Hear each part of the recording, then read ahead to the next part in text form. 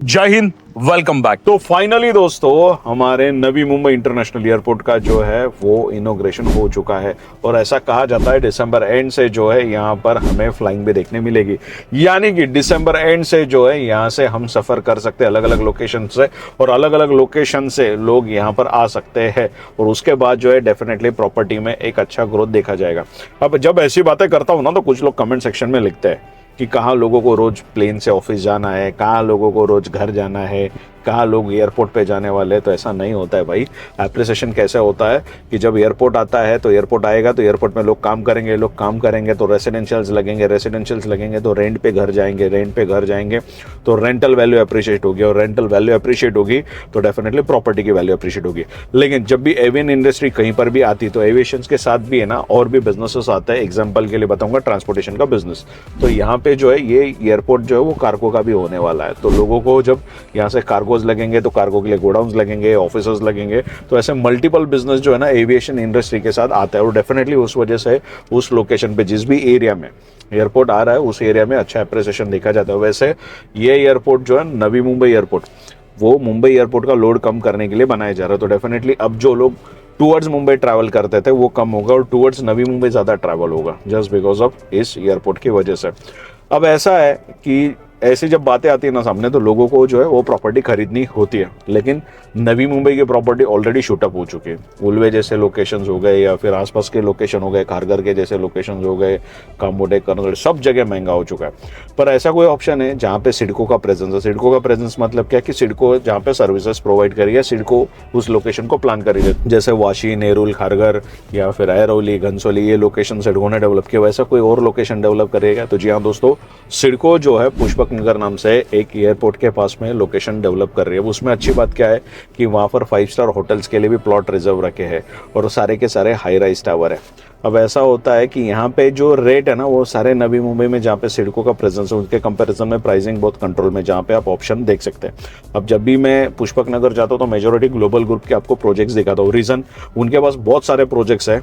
पुष्पक नगर में आपको 6 महीने में पोजीशन चाहिए, 1 साल में चाहिए, 4 साल में चाहिए, 3 साल में चाहिए, ऐसे आपको जो उसके ऑप्शंस मिलेंगे। दूसरा इनके करंजड़े, कामोटे या और रोडपाली में भी इनके पास ऑप्शन है। अगर आपका बजट अच्छा है तो उस तरफ भी आप देख सकते हैं। तो इनका एक प्रोजेक्ट लॉन्च हुआ था, उसके लिए मैं गया था और मुझे कुछ सब्सक्राइबर मिले। तो उन सब्सक्राइबर्स का ये सजेशन था कि हम ऐसा कोई प्रोजेक्ट्स देख सकते हैं क्या जिसमें हमने अभी बुलेट पेमेंट दिया और बाकी का हम खुद ही महीना, 2 महीने में, 3 महीने में एक बार एक पेमेंट दे दिया करेंगे, हमको लोन नहीं करवाना। तो मैं देख ही रहा था ऐसा कोई प्रोजेक्ट। तो ग्लोबल ग्रुप का एक प्रोजेक्ट ऑलरेडी लॉन्च हो चुका है जिसका सीसी और रेरा आ चुका है, काम ऑलरेडी शुरू हो चुका है। तो 2-3 साल, 3.5 साल जो एक प्रोजेक्ट के लिए लगते हैं। G+12 स्टोरी का अगर अच्छे टावर में आप प्रोजेक्ट लेते हो तो इसमें इन्होंने क्या ऑप्शन दिया कि किसी को अगर बुलेट पेमेंट करना और बाकी का लोन नहीं करना है, धीरे धीरे वो खुद ही पेमेंट पे कर देंगे मंथ में या 2 मंथ में, 3 मंथ में।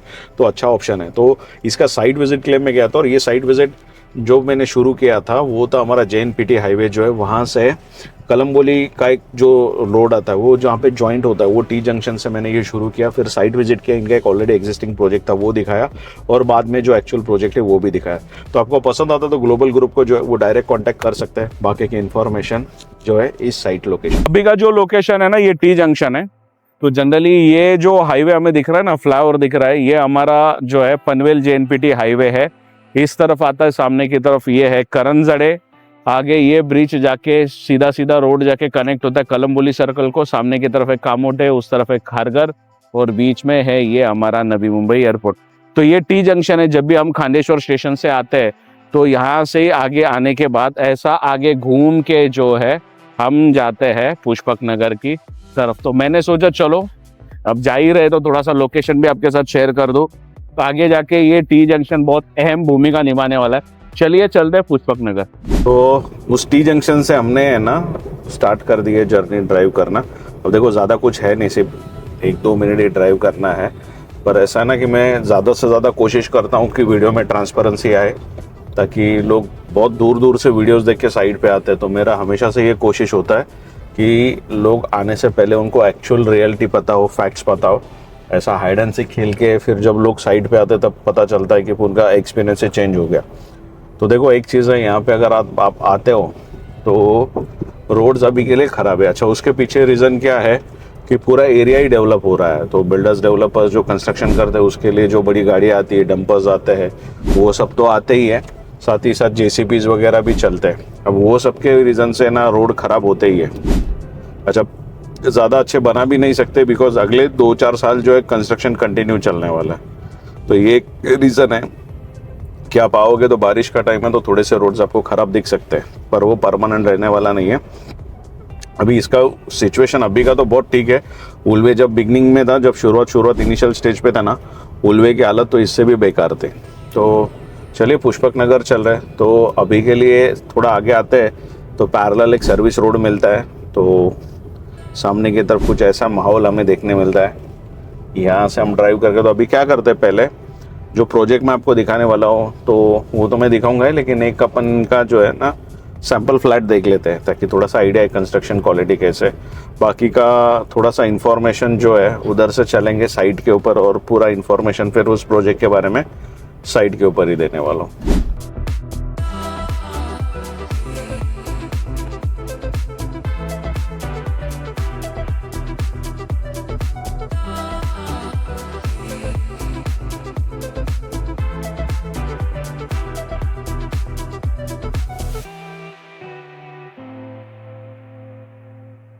तो भाई देखो सामने की तरफ ना ये जो प्रोजेक्ट है ना, इसका नाम है विस्टा कॉर्नर।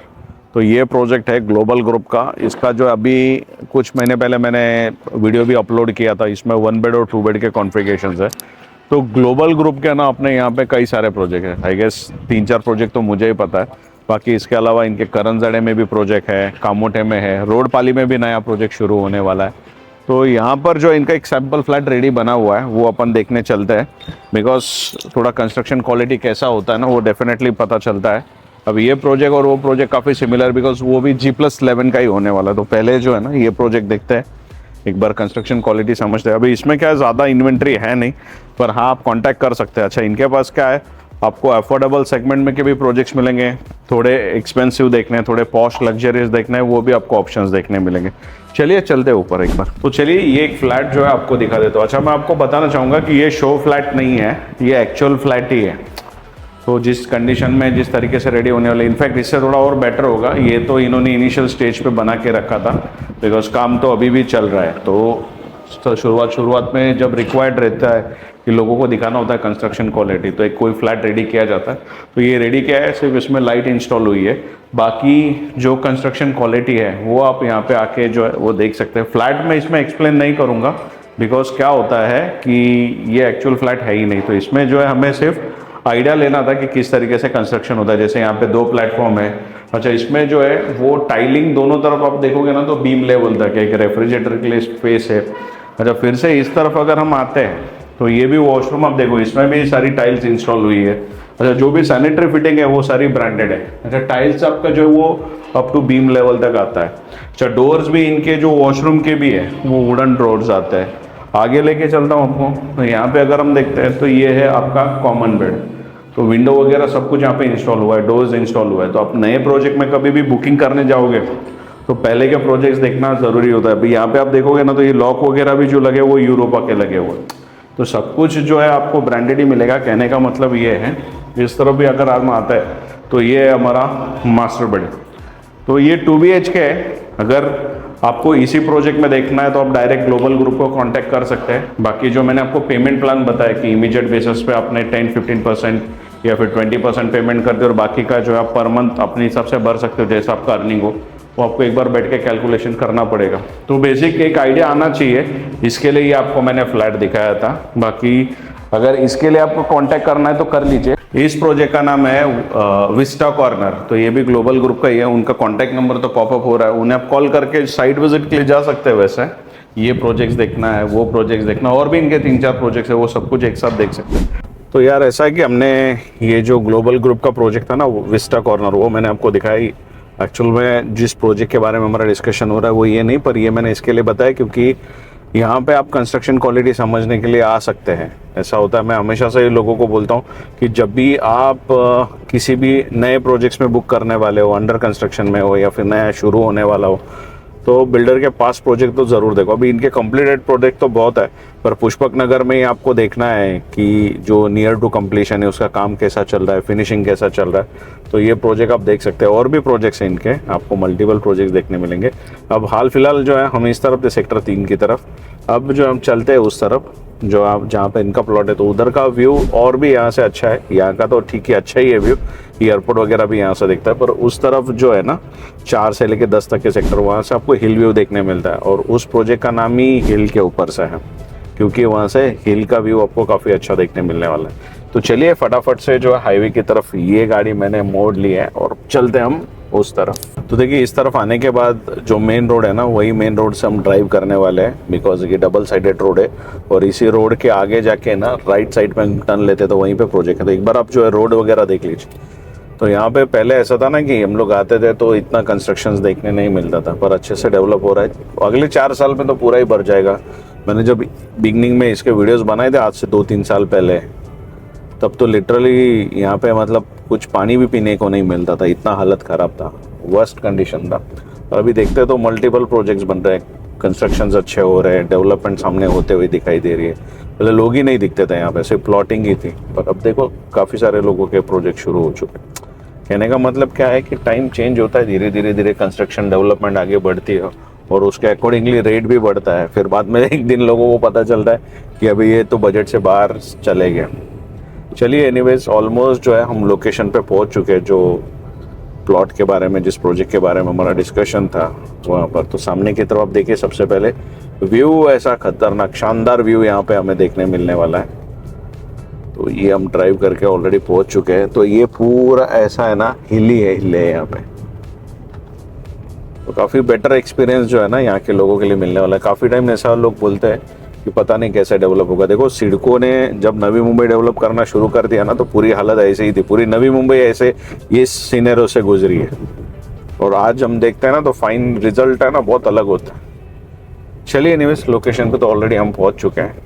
तो फाइनली दोस्तों लोकेशन पे हम पहुंच चुके हैं। अप्रॉक्स जो है 1400 स्क्वायर मीटर का जो है ये प्लॉट है। सीसी रेरा सब कुछ आ चुका है और सामने जो है इसका काम भी ऑलरेडी शुरू हो चुका है। तो इस तरफ आप देखोगे तो जेसीबी जो है ना ऑलरेडी अपने काम पे लगा हुआ है। तो ये जो प्लॉट है वो 1400 समथिंग कुछ स्क्वायर मीटर का है, काफ़ी बड़ा प्लॉट है। G+11 स्टोरी का प्रोजेक्ट है। 1 BHK 2 BHK के कॉन्फ़िगरेशंस है और कमर्शियल्स भी है। अच्छा, इसमें 1 BHK कितने से शुरू होता है तो 37,50,000 से शुरू होता है। 2 BHK जो है वो 65 लाख से शुरू होता है। बाकी अदर चार्जेस, गवर्नमेंट चार्जेस जो है वो अलग से प्लस होंगे। अच्छा, इसमें पेमेंट प्लान कैसा है कि आपके पास अभी जो बुलेट पेमेंट होगा, जो भी इमीडिएट पेमेंट होगा वो आप दे सकते हैं 15 या 20 लाख जो भी है। और बाकी का जो है फिर अपने सहूलियत के हिसाब से आपको जैसा भी ठीक लगता है उसके हिसाब से जो है फिर आराम से आप इनका पेमेंट कर सकते हैं। तो इनका जो ऑफिस है वो खांडेश्वर में, इस इलाके में इनके कई सारे प्रोजेक्ट्स है। दूसरा खांडेश्वर में भी जो है, कामोटे में भी इनका प्रोजेक्ट्स अभी शुरू है। इवन रोडपाली में भी आने वाला है। तो प्रोफाइल जो है ग्लोबल ग्रुप का काफ़ी बड़ा है। आपको यहाँ पे आसपास भी और भी प्रोजेक्ट्स इनके देखने मिलेंगे। अच्छा, इसमें क्या होता है कि जब भी कमर्शियल्स की बात आती है ना तो कमर्शियल बहुत अर्लियर बिक जाता है, पर इनके पास कुछ कमर्शियल्स अवेलेबल है। प्राइसिंग मेरे पास अभी है नहीं, लेकिन अगर आपको शॉप से लेना है, कमर्शियल्स ही लेना है, तो भी आप जो इन्हें डायरेक्ट कॉन्टैक्ट कर सकते हैं। अब रही बात बिल्डिंग में, तो इसमें रूफटॉप एमिनिटीज़ आपको देखने मिलेगी। कंस्ट्रक्शन क्वालिटी काफ़ी शानदार देखने मिलेगी, बिकॉज एक्सपीरियंस कंस्ट्रक्शन में काफ़ी अच्छा है। दूसरा, इसका नाम जो इन्होंने रखा हुआ है ना विस्टा हिल, वो इसीलिए रखा है कि आप सामने देखोगे ना तो पूरा ऐसा ना ये हिल से गिरा हुआ है। So that is the reason इसको जो है विस्टा हिल नाम रखा हुआ। तो आज का ये जो प्रोजेक्ट है, अच्छा इसमें ऐसा है ना कि आपने मेन पेमेंट दे दिया या फिर इनिशियल पेमेंट दे दिया और बाकी का लोन करवाना है तो भी पॉसिबल है। आपको जितना रिक्वायर्ड है उतना लोन भी करवा के आप यहाँ पर खरीद सकते हैं। तो ये बेसिक इन्फॉर्मेशन सारी शेयर हो चुकी है। कुछ मैंने मिस कर दिया या आपके कुछ डाउट है या फिर साइट विजिट करनी है, इन्फॉर्मेशन लेनी है, तो उसके लिए जो आप ग्लोबल ग्रुप को डायरेक्ट कांटेक्ट कर सकते हैं। हाल फिलहाल ये वीडियो आपको कैसा लगा कमेंट सेक्शन में ज़रूर लिखना। मैं आपसे मिलते रहूँगा नए वीडियो के साथ। तब तक के लिए जय हिंद।